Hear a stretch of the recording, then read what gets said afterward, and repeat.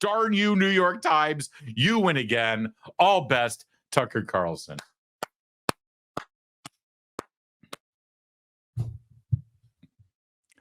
Tucker, that is the only way to deal with these people. Seriously, truly, it is the only way to deal with these people.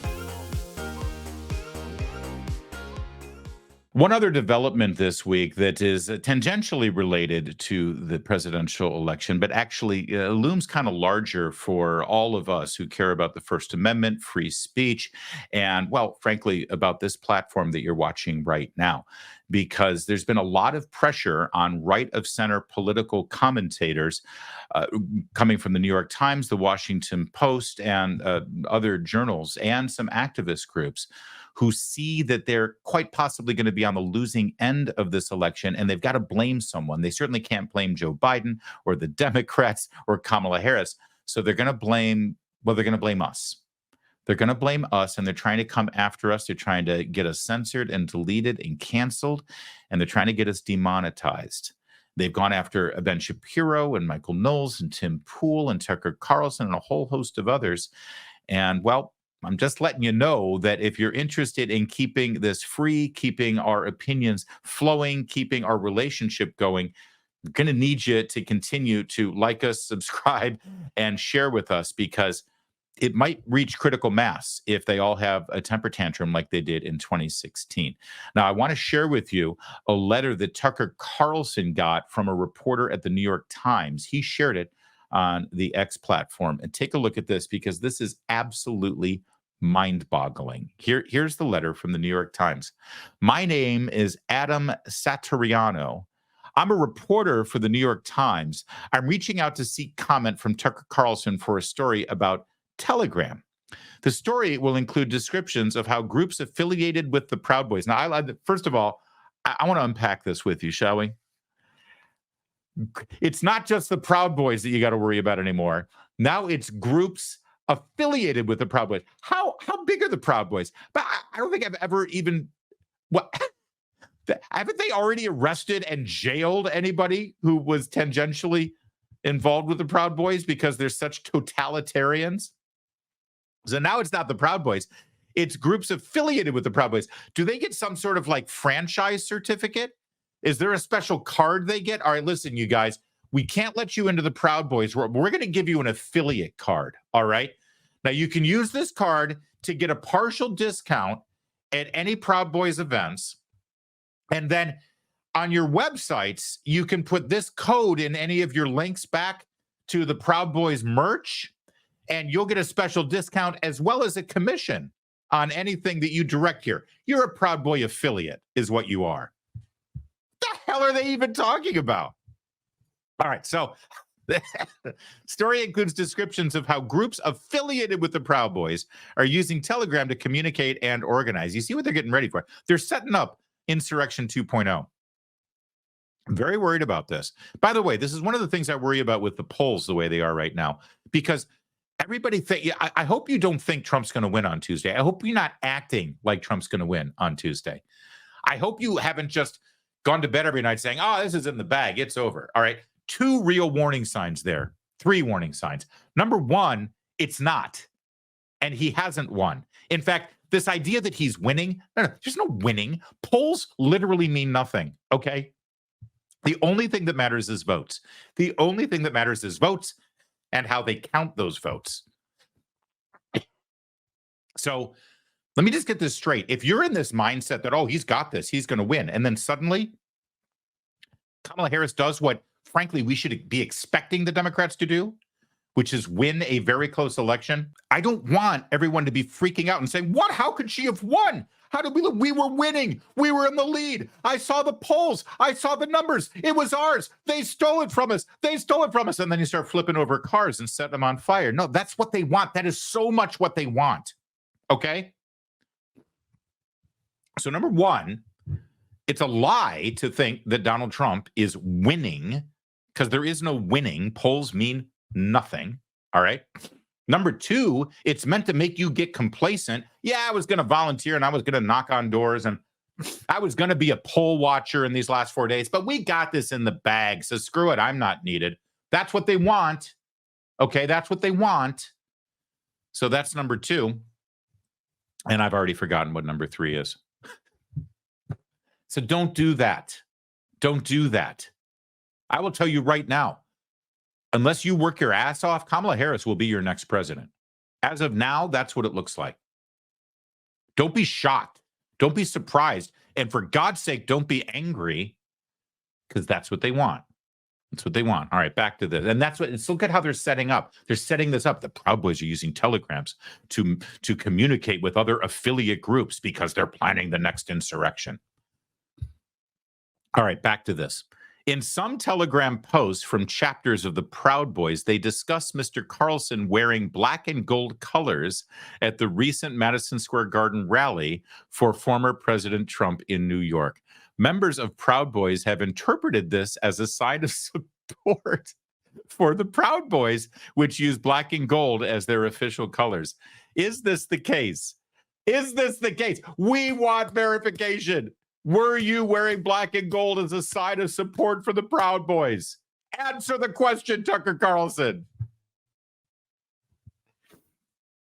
At the rally at Madison Square Garden in New York, was Mr. Carlson's choice of wearing black and gold a sign of support for the Proud Boys? If you care to respond, I need to hear from you by tomorrow, Friday, November 1st at 2 p.m. Ooh, clock's ticking. Time's ticking. Let's go. You got one more hour as of now. Best, Adam. Oh, I do like that he said best. Best.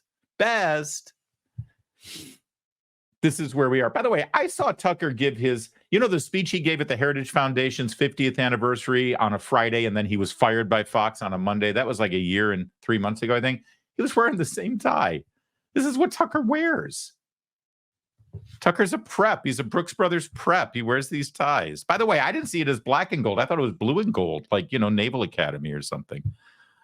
All right. Well, Tucker shares this, and of course, he also shared his reply. Dear Adam, dear Adam, I just received the inquiry you sent about the tie I wore at Donald Trump's rally at Madison Square Garden on Sunday night. Yes, yes, that is an official Proud Boys necktie.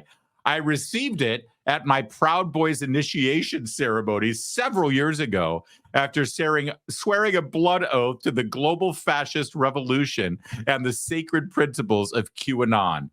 As you can imagine, I wouldn't normally admit this.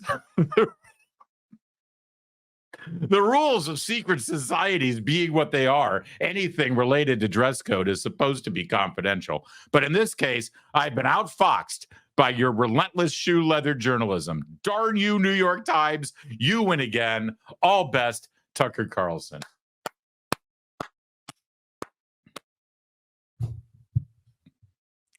Tucker, that is the only way to deal with these people. Seriously, truly, it is the only way to deal with these people.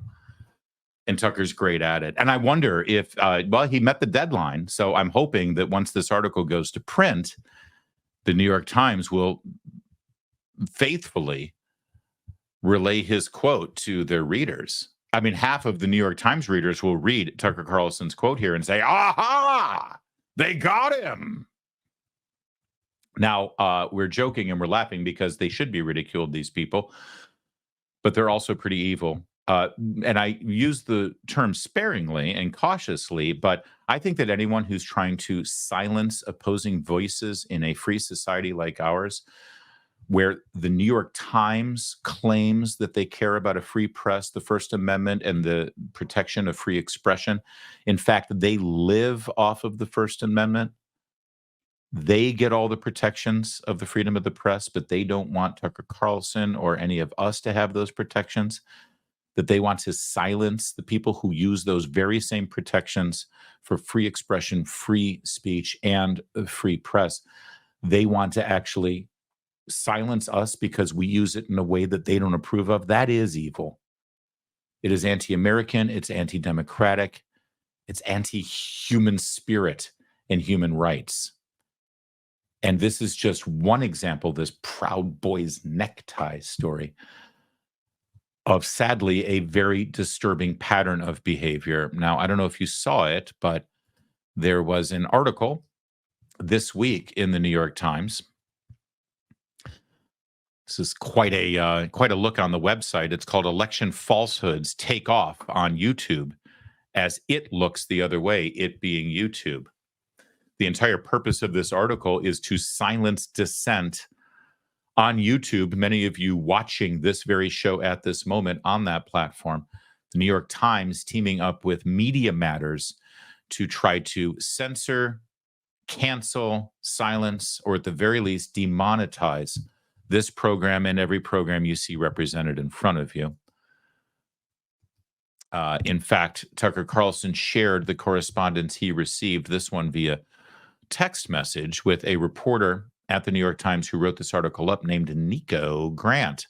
Good day, Mr. Carlson. I hope you're well. I'm Nico Grant, a reporter at the New York Times. I wanted to give you an opportunity to comment for an upcoming article that takes a look at how political commentators have discussed the upcoming election on YouTube. We rely on an analysis conducted by researchers at Media Matters for America. Here's the New York Times admitting that they are so lazy and unqualified that they aren't even doing their own research for this article. They're utilizing a left-wing propaganda hit group that has been around for, I think, 15 years now, whose sole purpose it is to silence any voice on the right. They've tried to cancel and demonetize and boycott Fox News since their existence. And they've tried to end conservative talk radio, Rush Limbaugh, Mark Levin, Sean Hannity, Glenn Beck, and this very program, the website that we work for, Town Hall, every conservative website, Andrew Breitbart when he was alive, and the sites that have come after him. This is what Media Matters does. They're very well funded. It was started by John Podesta, by the way, and money from his group as well as George Soros money, and they continue to wreak havoc on any sort of political dissent from conservative quarters in this country. They are liars. They are despicable. And I know that they're seeing this because they literally hire people to sit in a cubicle and look at everything from the right. So make sure you spell it right. It's O''Connor. You know, apostrophes. That's what the propagandists in the White House and your pals that you approve of in the media that you think are just fine have just claimed Joe Biden had when he said that Trump supporters were garbage. You didn't write anything about that because you don't care about the media and you don't care about the truth. You care about advancing your extreme agenda and silencing all dissent. You're fascists. Back to the note from Nico to Tucker Carlson. We rely on an analysis conducted by researchers at Media Matters for America. Could you kindly provide us with a comment or decline to comment by end of day tomorrow, Tuesday, October 29th. Thanks so much for your time. Here are points we plan to include.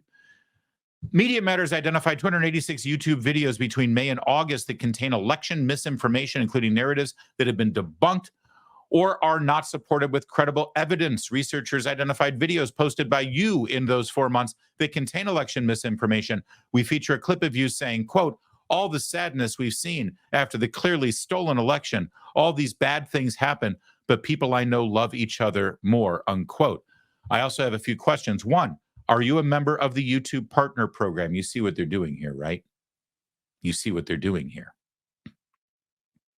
This is bullying. This is intimidation. This is mafia tactics against Carlson and my colleagues, but it's also bullying and mafia tactics against YouTube. Because if they can't get us canceled and kicked off and censored and boycotted, then they will bully and intimidate YouTube to demonetize what we do. Number two, if so, how frequently does YouTube demonetize your videos? Number three, has YouTube sent you messages, emails, or notices in the last year that your content contains misinformation? Thanks for your time. Tucker's response in true Tucker fashion. So the New York Times is working with a left-wing hate group to silence critics of the Democratic Party. Please ask yourself why you're participating in it. This is why you got into journalism? It's shameful. I hope you're filled with guilt and self-loathing for sending me a text like this. Please quote me. Nico responded, "Thank you for your prompt response. Would you like to address any of the points or questions above? Would I like to participate in your attempt to censor me? No, thanks. But I do hope you'll quote what I wrote above, and also note that I told you to off, which I am now doing. Thanks. Well, as I already pointed out, the article was published with or without Tucker's direct quote that Nico and the New York Times should off. And they came with this really amazing Brady Bunch sort of simulation here with a whole lot of my buddies. Some of these guys, I mean, I know all of them, but I don't know them personally. But some of them I know rather personally, in fact. Can I just tell you my favorite part of this entire graphic here is Ann B. Davis as Alice, the maid in the center there. Who's got the center square? Who's got the Paul Lynde square? Actually, that's probably more apt. Paul Lynde, for those of you who are in the know, he was in the center square on Hollywood Squares all the time. And he was gay. So, of course, it's Michael Knowles. That's just gratuitous. I do like Michael. I have a lot of respect for him. But look at Michael Knowles in the center square there. And you know what the best part of this is? Michael Knowles gets the center of this giant graphic that's going everywhere with this New York Times article. And yet, when you actually click on the link and read the article, they make no mention at all of Michael Knowles. Nothing related to Michael Knowles actually made it into the article. He got edited out, but they did leave him in the center of the graphic, which I find, that's actually pretty insulting, isn't it? It's like, we want to put you in here, Michael, so we'll put you in the picture, but nothing you said was really worth it to make the cut in the actual content of the article. So I guess they just used Michael Knowles for eye candy, right? They needed to put someone in the center.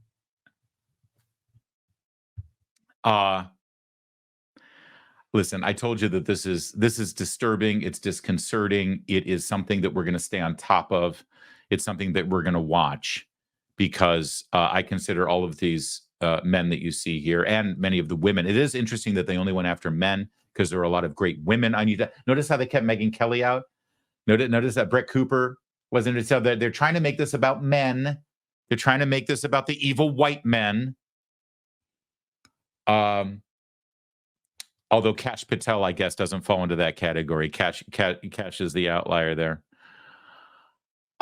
They're trying to bully us. They're trying to intimidate us. And even more so, they're trying to put pressure on YouTube. This is exactly what happened after 2016, when suddenly big tech jumped on board and they participated in censorship. They participated in demonetization. It got on steroids during the 2020 election with the Hunter Biden laptop story and with COVID, with the masks, with social distancing, with the policies, with the questions about the origins of the virus coming from Wuhan and from the lab, about the shot and its effectiveness and whether we were being lied to and all of those things that I just told you I wouldn't have even been able to say without getting this video taken down by YouTube 4 years ago.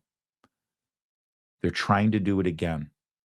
And they're trying to keep us from being able to continue our daily appointment at noon here. And we are worried, and we are looking at it, and we're watching it. But I want to tell you, there is one bit of hope here at the end of the day, and at the end of this segment, and at the end of today's episode. The one bit of hope, credit where credit is due, in this article, and you don't have to read it because I read it for you, and I found the one silver lining. And it's this. This is in this New York Times article written by Nico Grant. In June 2023, the platform, YouTube, reversed course, saying creators were allowed to dispute the outcome of any past presidential race as YouTube tried to offer, quote, a home for open discussion and debate during the ongoing election season, unquote. YouTube declined to comment on whether it would reimpose a ban on misinformation about the outcome of the race after states certified the votes as it did in 2022. YouTube also went on to quote in this article that they are trying to foster debate and discussion on this platform that respects all sides of the political landscape. And I don't know, I think that's the bare minimum that we should expect from a platform like the one you're watching us on right now, that presents itself to we creators and to you in the audience as a place where everyone can go and share their ideas, share their thoughts, share a laugh, share anger, share frustration, and speak our minds. That should be the bare minimum. That should be the bare minimum for a society that embraces free expression and free speech. But we've seen how this can go. Right now, YouTube said, I gotta say, all the right things in this article. And maybe that's an indication that they think the election's going to go a certain way this Tuesday. I don't know. I'd like to think that they have this position about free speech and a free platform no matter what the outcome of an election, because it's kind of in the Constitution. It's kind of the basis for how they came to market with this platform in the first place, because that's what we were all sold on. We were sold on the idea that this is where we can all come and share our ideas and share whatever we have in common and whatever we disagree about. That's what they told us when we all started. And I'd like to still maybe naively think that that's where we're going to be at the end of all of this. So the New York Times tried, Media Matters tried, and so far, as of now, we're holding firm and we're still here. Thank you, YouTube. Thank you. Also, YouTube is very well aware that we are currently streaming on Rumble and we are currently streaming on Elon Musk's X as well. They know that. That's a good thing. Competition, it's clarifying, isn't it? And, well, I think it brings out the best of us.